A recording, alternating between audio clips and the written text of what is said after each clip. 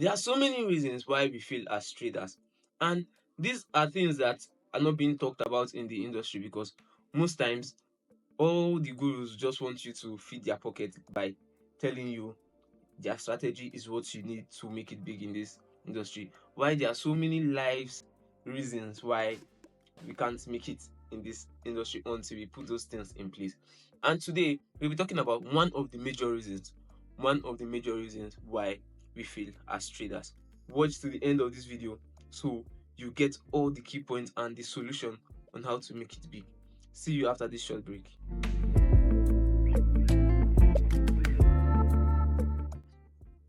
Welcome back to the Real Traders RealTalk YouTube channel. My name is Michael Martins Tijoki, and today we'll be talking about one of the core things why people fail as traders, because these are things that's not being talked about in the industry so much.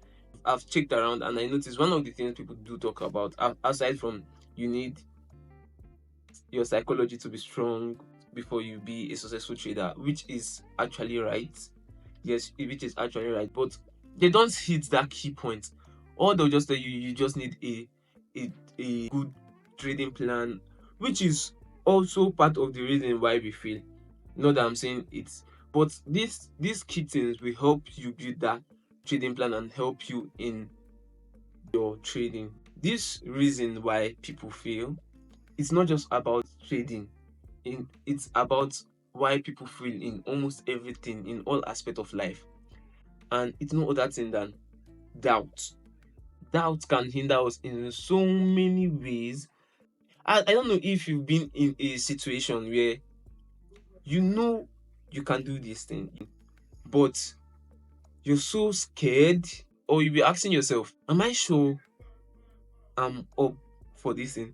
And the next thing you see someone that you know this thing way better than this person. This person is doing great in that thing. Now, this is where doubt affects us in life. And today I'll be explaining to us why doubt is bad in our trading. So the first thing doubt causes is delay decision making. And we know as traders, we need to act as robots. That means we don't have time to be thinking about the outcome of this trade. We just need to understand our strategy, and once we see our setups, we take the trade. Since we are in self-doubt at the moment, we'll be hesitating about that trade. This is one of the reasons why we fail as traders. The second thing doubt cause is emotional trading. Yes, doubt actually cause emotional trading, and this is something people don't usually talk about, the emotional part. We just feel like it's being scared, or we lost today, I know I'm losing money. See, one of the reasons why we are emotional when trading is because of doubt. You understand? Imagine you doubting yourself, doubting your capacity. When you see a setup, you'll be like, I lost this thing the last time I tried to take this opportunity. Am I sure it will work again? You understand? And it will create this thing of poor judgment. Now you start judging the markets like in one way. Markets will be buying while you'll be seeing selling. It's not that your strategy is not working. It's just that you are too emotional about the trade because of self-doubt. Now, the third thing that's on the list is lack of confidence. There's nothing in this life that causes lack of confidence than self-doubt. Like, self-doubt is the pioneer, to my own understanding. Self-doubt is the pioneer of lack of confidence. Immediately you doubt that thing, immediately you doubt yourself, immediately you doubt your strategy, you lose confidence in that strategy, and that's where the downfall comes in. The fourth thing rather is inconsistent execution. Imagine there's a setup that you've well analyzed and planned setup. When price is about to hit your, should I say POI, or your zone for entry. Price started consolidating, and it's like it's want to break to the either, let's say at that point you're selling, and now price started consolidating because it wants to, you're expecting a buy from the market, and it's like it wants to break out for the buy to start, and now you jump in because you're doubting yourself that price might not come to this zone or this POI again. Price wants to just leave from there. I know a lot of times it happens, but your rules and your strategy says that you should wait till price gets to this level before you enter for the buy. But now you go there, you FOMO will kick in, and you take that buy in that zone that you're not supposed to execute your trade from. Then the next thing, price will definitely, or most of the time, is price, because your win rate is like, should I say your win rate is 70%, your risk to reward will now be a little bit smaller. Let's say your risk to reward is 1:3 or 1:2. Then at that point, your risk to reward will now be 1:1, or sometimes it will barely be 1:1. That is caused by doubt. And at that point, you not rely on your strategy anymore, because you'll be like, price don't want to come to my zone. When I enter, price will take me out. It will be like it's just a sweep, always take you out. But it's because of self-doubt you started taking unnecessary trades, and you're making inconsistent execution. Now the way you enter this trade is not the same as the way you enter this trade, and at the end of the day you end up in massive drawdown. That's if you don't lose the account, or if you don't lose your account. Now the fifth thing about doubt is doubt causes over trading or under trading. It's technical because we don't see it in that light, but let me just put it out there for us to understand. Now doubt causes over trading because imagine you seeing your setup the first time, doubt caused delayed decision making, and that trade left you. You'll be emotional, and once you're emotional, any candle formation that form, or anything that looks like your setup, you are emotional and you don't understand what is happening, because you are processing everything emotionally. Everything is stressing you, and the market now will be showing you something else, but you'll be perceiving it in another light. You'll be taking every trade, and you'll be having this thing in your mind that, okay, I missed this opportunity, that means I'm going to get another opportunity, and this opportunity might take profit. It will hit your stop loss. You take it again, this opportunity might take profit. You take it will hit your stop loss. You take it again, that this opportunity might take profit. You take it will hit your stop loss. And when you finish, like, eventually you've blew the account, or you've lost the account that you're trading, and you now sit back and you notice that your strategy, and because you were emotional, you had to be trading, taking trade upon trade, and now you bleed the account.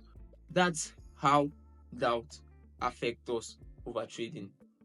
Now, how it does under trading is that you will see a setup, or because you're feeling like, I'm not good in this thing, I don't know this thing. Each day you come to the market that you're telling yourself, I don't know this thing, you'll be seeing your setups.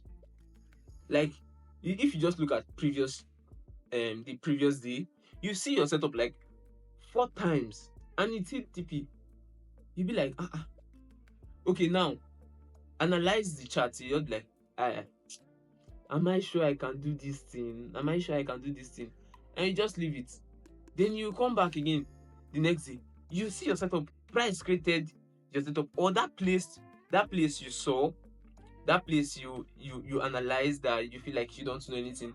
It's actually your setup. And now you'll be like, okay, let me wait again. The next setup now you see, you now hit your stop loss, because price can never go to your take profit every time. So that next trade now you now hit your stop loss, and now you now be like, I know I can't do this thing. Then the next time you see your setup again, you not take it. And each time you take your setup, you will lose, because When you're seeing a winning trade, you're not taking it, and you not take a winning trade for about 4 or 5 times, then eventually you decide to take that one, and that one will now be the one that will hit your SL. So that's where um doubt will make us undertrade. The sixth thing on the list is doubt increase stress level. Yes, I know doubt increase stress level because you'll be emotionally exhausted. You will be thinking, you'll just be thinking, and you'll be thinking to the point where you lose focus. When you lose focus, that's it. Like, that's it. You will not just understand what is happening. You are emotionally exhausted. That's close to depression. That's if you're not even crying. You are not focused anymore. That's one thing self-doubt does. It will make you lose focus. Instead of you to focus on the bigger picture, you just be emotionally exhausted, and you will not have the attention for the right thing and the right time. And before you know it now, you've lost a lot of time. Then eventually, when you gather yourself back and you open chat, you see that I was here crying. This price, this market is just here giving me my setup, and you be like, what is wrong with me? That's where it will down on you that you're stressed and you need time to take a break. Let's talk about how to overcome doubt in trading or in life as a whole. First, in whatever you're doing, you need to create a plan. A plan that you trust with your life. You understand? A plan that you trust with your life. Now, in trading, you need to create a trading plan that you trust. A trading plan that you trust. What this trading plan that you trust must entail is, number one, a clear structure of your strategy. Number two, it should be clear on your risks. Your risk management with that trading plan should be clear. Number three, your executions, where you enter and your exit. Your entry and your exit should be clear stated in that plan. And it's a plan you can trust because your strategy has proven that plan to be okay. Now, that is a clear plan of entry, exit, and how to manage your trade. Secondly, set a realistic expectation. Set a realistic expectation. Now, don't have that mindset of, if I do this thing like this, if I do this thing like this, by the end of next 3 months, I'll buy a car. What you should be focusing on is, okay, if I can grow this amount and by the end of 6 months, I can achieve this particular thing. Not something very big. Let's say you're trading $100 account and you're like, okay, if by the next 2 to 3 months I can turn this $100 account to at least 500. 500 is too much safe. Like $300, it's something. At this point, you're not looking to make money from the market. What you're looking is to gain experience and understand your strategy very well. So you're not looking on making massive money from the market. All you're looking is growing that your $100 to around $300 or $400. You understand? Because $100, it's not a very big capital for you to want to be making like 10% monthly.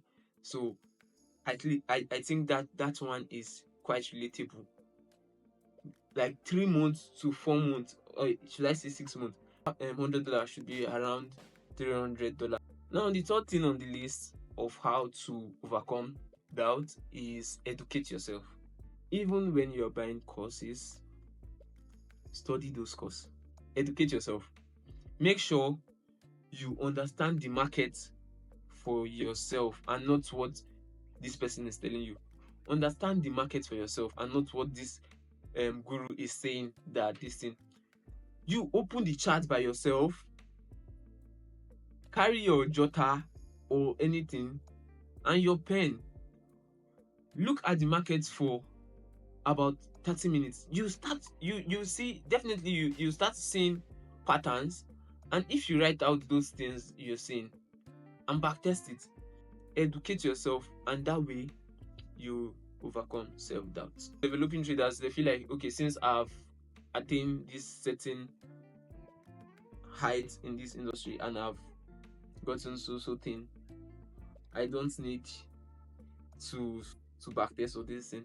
It's just a matter of time. You not even understand where the market is going anymore. So you have to make sure you consistently educate yourself time to time. If it's a weekly review or monthly review or daily review, anyhow you want to do, just make sure you consistently educate yourself, and it will build that trust, that confidence. And even when that voice of self-doubt is coming in, because of how you've educated yourself and what you've seen and what you've experienced with the market during the process of you educating yourself, it will just silence the voice immediately. And the next thing on the list is focus on the process. You understand? It's the same thing as setting a well realistic expectation, but this time around you are focusing on the process without being like, I want to make money, I want to make money. Like you so focus on the process that you be self-aware of what you're doing. And when you're self-aware of what you're doing, it will help you it will enable you to take the right decision, because now you're self-aware of what you're looking at. Just think about it. Imagine you setting a good expectation, maintaining a good trading journal, and you now focus on the process. I'm telling you, nothing can stop you. You see this 2025, nothing will stop you if you do these three core things. Nothing will stop you. And now let's go to the last thing on my list on how to improve our trading. Before we talk about the last thing on the list on how to improve our trading, make sure you like this video, you share, you comment, and we'll be talking about the last thing, which is emotional resilience. You get emotional resilience is you building this wall, you silencing this voice that will try to put you down. That's where you have to build emotional resilience. Make sure you like, you comment, you share, and you subscribe to the YouTube channel. And don't forget to click the notification bell button for you to see our next post. See you next time.